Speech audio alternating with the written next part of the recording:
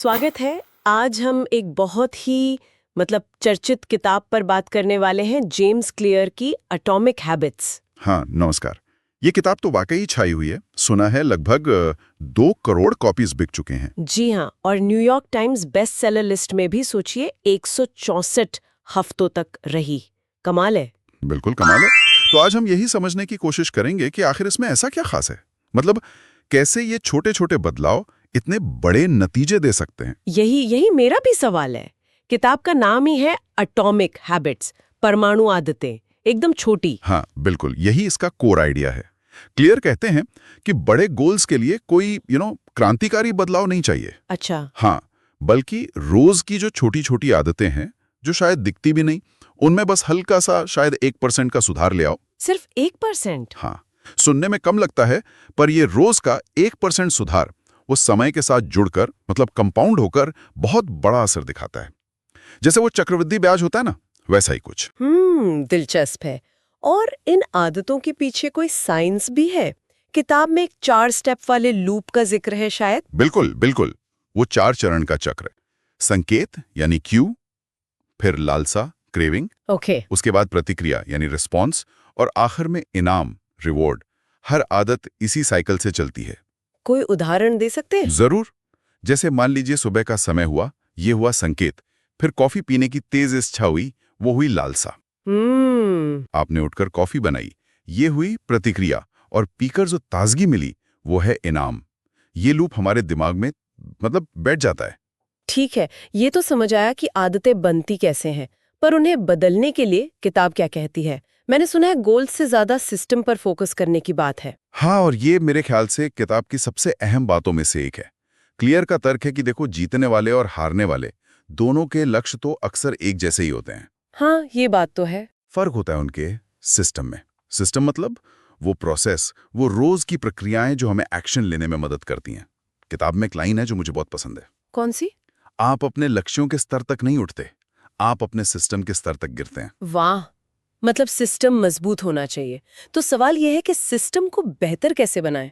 इसके लिए क्लियर ने दिए हैं व्यवहार बदलने के 4 नियम, और ये सीधे उस 4 स्टेप वाले लूप से जुड़े हैं। अच्छा, कैसे? पहला नियम, इसे स्पष्ट बनाएं। मतलब अपनी आदतों के जो संकेत हैं उन्हें पहचानो और साफ करो, एकदम क्लियर। ठीक है। दूसरा? दूसरा, इसे आकर्षक बनाएं। आदत ऐसी होनी चाहिए कि उसे करने का मन करे, खिंचाव महसूस हो। ये डोपामाइन से जुड़ा है। जब हम किसी अच्छी चीज की उम्मीद करते हैं तो एक्शन लेने का चांस बढ़ जाता है। तो तीसरा नियम शायद इससे आसान बनाने के बारे में होगा। अरे वाह, सही पकड़ा आपने।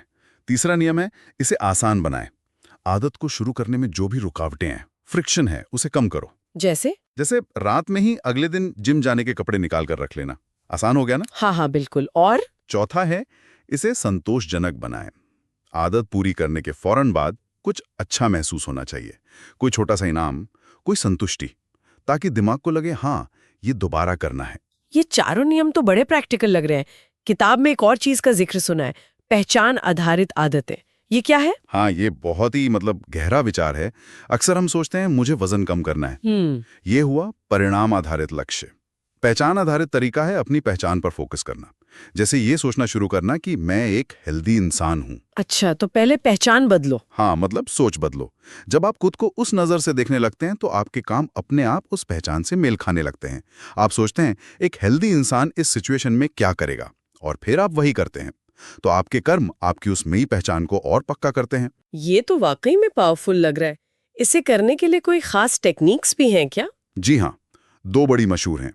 एक है हैबिट स्टैकिंग, मतलब कोई नई आदत डालनी है तो उसे अपनी किसी पुरानी जमी हुई आदत के फौरन बाद जोड़ दो। जैसे अगर आप रोज सुबह कॉफी बनाते हैं तो तय कर लो कि कॉफी बनाने के ठीक बाद 1 मिनट मेडिटेशन करूंगा। तो कॉफी बनाना नई आदत के लिए संकेत बन गया। अच्छा, और दूसरी? दूसरी है टेम्पटेशन बंडलिंग। इसमें आप एक काम जो आप करना चाहते हैं, जैसे अपना फेवरेट शो देखना, हाँ, उसे एक ऐसे काम के साथ जोड़ देते हैं जो आपको करना चाहिए पर शायद मन नहीं करता। जैसे ट्रेडमिल पर चलना, तो आप ट्रेडमिल पर चलते हुए ही शो देखेंगे। इससे वो जरूरी काम भी थोड़ा आकर्षक बन जाता है। ये सब सुनने में तो बहुत लॉजिकल और करने लायक लग रहा है। क्या ये सब बस लेखक के अनुभव पर आधारित है, या इसके पीछे कोई साइंस, कोई रिसर्च भी है? नहीं नहीं, ये सिर्फ अनुभव नहीं है। क्लेयर ने बाकायदा जीव विज्ञान, मनोविज्ञान, न्यूरोसाइंस, इन सब की रिसर्च का इस्तेमाल किया है। अच्छा। पर कमाल की बात यह है कि उन्होंने इसे बहुत ही आसान भाषा में स्टेप बाय स्टेप तरीके से समझाया है, जिसे कोई भी समझ सके और अपना सके। शायद इसीलिए ये इतनी सफल हुई है। एक्सपर्ट्स भी मानते हैं कि ये आदतों को समझने और बदलने के लिए एक बहुत ही प्रैक्टिकल गाइड है। लेकिन क्या इसकी कोई आलोचना, कोई क्रिटिसिज्म भी है? क्योंकि हर चीज हर किसी के लिए काम नहीं करती है ना। हाँ बिल्कुल, कुछ आलोचनाएं भी हैं। कुछ लोगों को लगता है कि ये थोड़ी थ्योरी हैवी हो सकती है और शायद ये सेल्फ इंप्रूवमेंट के जो गहरे मनोवैज्ञानिक मुद्दे होते हैं उनको कुछ ज्यादा ही सरल बना देती है। कुछ रिव्यूअर्स का ये भी मानना है कि ये असल में बदलाव लाने से ज्यादा, मतलब एक फील गुड किताब ज्यादा है। ठीक है, तो फिर कुल मिलाकर ये किताब किन लोगों के लिए सबसे ज्यादा फायदेमंद रहेगी? मेरे ख्याल से ये उन लोगों के लिए एकदम सही है जो अपनी आदतें बदलना तो चाहते हैं, पर उन्हें एक सीधा स्ट्रक्चर्ड तरीका चाहिए, एक प्रैक्टिकल अप्रोच। मतलब जिन्हें ठोस कदम चाहिए। हाँ, ये आपको आसान सिस्टम देती है, रोज इस्तेमाल करने वाले टूल्स देती है और आदत बनाने की एक सही सोच, एक माइंडसेट देती है। लेकिन हाँ, जो लोग किसी गहरे मनोवैज्ञानिक विश्लेषण या किसी जादुई सेल्फ हेल्प सीक्रेट की तलाश में, शायद उन्हें ये उतरी ना भाए। स्पष्ट है। तो ये व्यवहारिक बदलाव लाने वालों के लिए एक अच्छी गाइड है। निश्चित रूप से। और छोटी शुरुआत और लगातार करते रहने पर जो इसका जोर है, वो वाकई बहुत काम का है। तो चलिए जाते जाते अपने श्रोताओं के लिए एक सवाल छोड़ जाते हैं। हाँ जरूर। आज की वो कौन सी सबसे छोटी, शायद बिल्कुल मामूली सी लगने वाली आदत हो सकती है जिसे अगर रोज लगातार किया जाए तो भविष्य में वो सबसे बड़ा, सबसे अप्रत्याशित सकारात्मक बदलाव ला सकती है? सोचिएगा जरूर इस पर।